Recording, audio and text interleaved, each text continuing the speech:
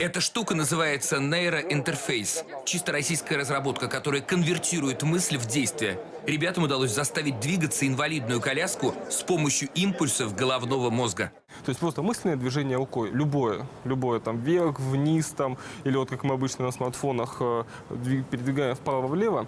Если мы это воспроизводим в голове, мы с помощью гарнитуры своей распознаем это и переводим в команду. То есть если мы говорим о движении правой рукой мысленном, то касаемо коляски это будет поворот вправо, движение влево, поворот влево. Конечно, мы не поверили и решили испробовать это на себе. Я сажусь в коляску, и мне на голову надевают шапочку с датчиками. У меня испортилась прическа, Максим, да? Ну, немножко.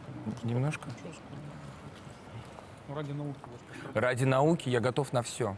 Это как энцефалограмма мозга. Даже гель используется медицинский, как на обследованиях. То есть это мой мозг работает? Это работает сейчас так ваш мозг. Да. Как странно, нестабильно. Вот если вы сейчас расслабитесь, закройте глаза, сигнал становится более спокойным, наблюдаются такие медленные колебания, называемые альфа-частоты. Любое движение, мимика и даже закрытые глаза влияют на колебания частот. Сожмите крепко зубы. Появляются такие артефакты, это мышечные артефакты мозгового происхождения. Дальше мне надо полностью расслабиться и представить, что я иду. Иду вперед, как я это делаю, не задумываясь каждый день.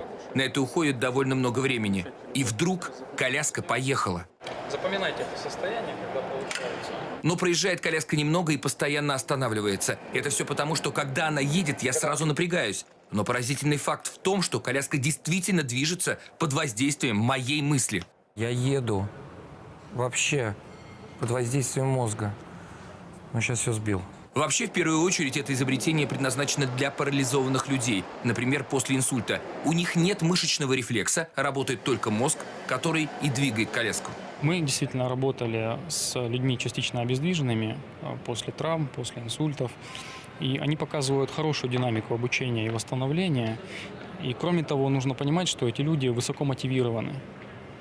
Они стремятся получить качественную обратную связь. Здоровым же, а особенно импульсивным людям, достаточно тяжело все время быть сосредоточенным на движении и при этом расслабленным. Включаются какие-то мысли, ты напрягаешься, что как же эта коляска едет абсолютно без каких-либо механических воздействий.